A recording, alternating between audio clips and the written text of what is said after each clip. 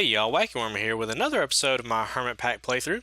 Last episode, or the last two episodes, were actually a part 1, part 2, where in part 1, we set up all the machinery and everything we needed down here for our ore quadrupling setup.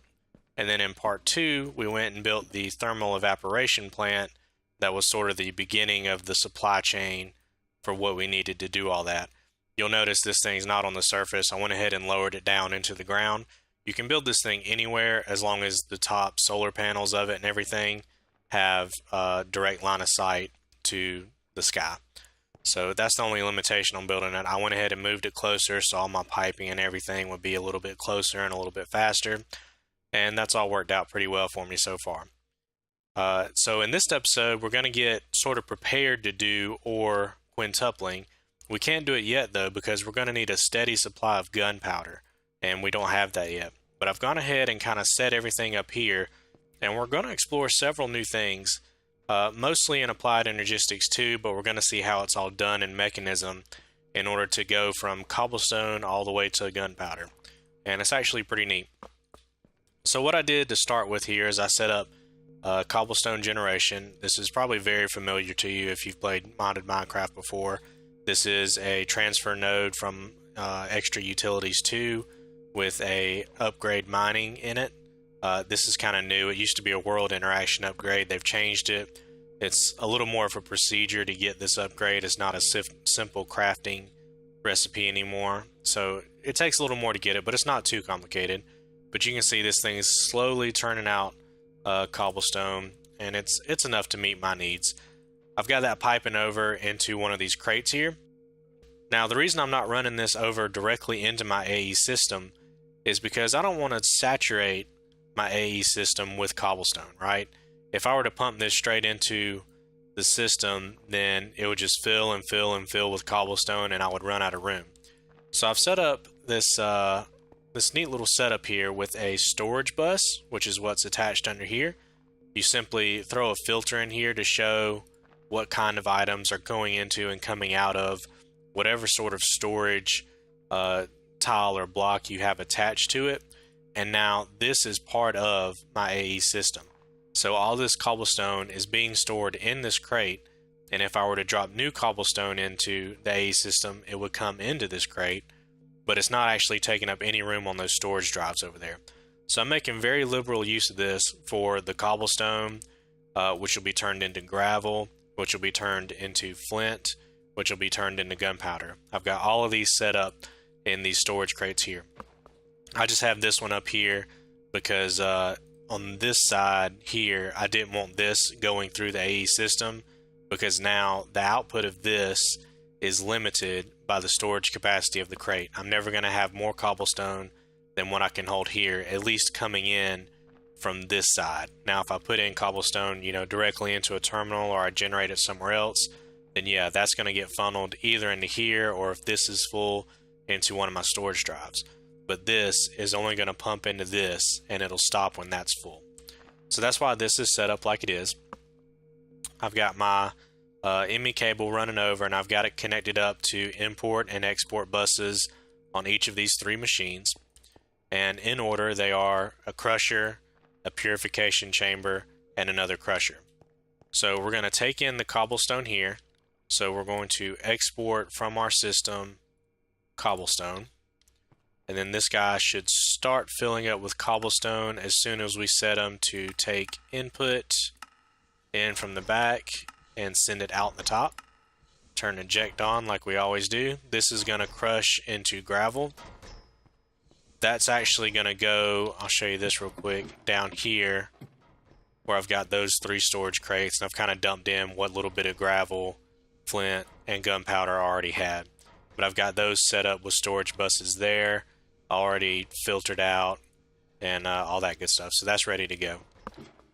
Now if we hop back upstairs, we're going to look at this thing, and one problem we're going to have, or we're going to fix, is that this thing's running constantly, right? As long as there's cobblestone in the system, we're going to crush it into gravel.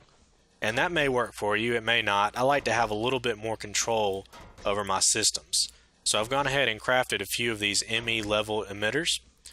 What these do is they emit a redstone signal based on your configurations. So I'm going to go ahead and cable this thing up like so. You notice when I place that emitter, I shift right clicked on the face of this machine here that I want it going into. So I'm going to right click on that there. We've got this empty slot here. I'm going to drop a piece of cobble there. And so now this is going to check the level of cobble within our ME system. It's going to emit a redstone signal based on whether that level, the actual level, is above or equal to whatever number I set here. So let's say we want a couple of stacks of cobble to remain in the system no matter what. If we ever get below that, we're going to stop. And that means something's gone wrong over here, right? Because we're always going to be generating cobble. So this is going to be a good indicator that something's not happening right. So now this guy, whenever it reaches 128 cobble or more, it's going to emit a redstone signal. I want to configure this machine to only run when it's receiving a high redstone signal, meaning an active redstone signal. And you can see here, it's still processing with that cobble. So all that's working out pretty well. Now we need to come back here. We want to filter this by gravel. And now the gravel is going to come into this purification chamber from the back. We want to set it to input from the back, eject out the top, just like we did before. And now this is pulling in gravel and should slowly be processing, except we don't have power. Okay, so that was my bad. I didn't have one of the energy conduits connected underneath that machine. So now we're receiving power. We are purifying our gravel into flint.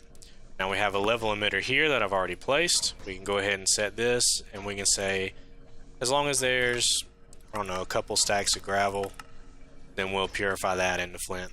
I really don't care about holding on to much gravel, so you know, actually we can just zero this out. Take that down to 0. That will always run. I could actually do away with that emitter if I wanted to, but I may want to change that later. Finally, we have this crusher here. Let's see if I can reach. There we go. We want to put flint into the crusher. We want to set the crusher to accept input from the back, output out the top. And then let's keep at least a stack. 64. We'll keep at least a stack of flint on us. And so that's dumping in there, and we get gunpowder, and then that's popping out. And if we run downstairs, we can look in here. Let's see, gunpowder. 90, 91, and it's just going to steady count up.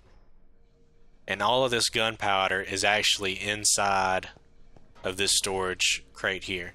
So if we had 90 gunpowder, I can take that. We have no gunpowder. If I put gunpowder into the system, it should show up right here. So that's pretty cool, right? Now, one thing to note, because I've got so much ME stuff going on here, and my actual ME controller is way over here in this room, I had to run dense cable all the way down, all the way over into that room, and if you paid attention, you saw that I actually ran it up into that upper level too. So it's coming in, and I think I ran it all the way over, yeah, to about right there, which is further than I needed to, but it's always nice to expand when I want to. And then I ran it up right here because we've got 1, 2, 3, 4, 5 just in this section right here. And these can hold a maximum of 8. So don't forget that. Remember to try to plan ahead with your ME system to be able to expand when you want to and not run into troubles down the road, because it can be a little difficult to track down problems if you don't really plan ahead and know what's going on. I could also upgrade these different machines to their higher versions, the factory versions, and I may do that. We're going to see after we get quintupling implemented exactly how fast we're using up all of that gunpowder to make some kind of acid or something, I think. So we're going to see how it all works out. We may have to do some upgrades, but that's no biggie. Power-wise, we're still sitting at max power, so no drains there. and we're looking pretty good. So if you have any questions, comments, or feedback, please leave it in the comment section below. If you want to see more content, please subscribe, and I will see y'all in the next episode.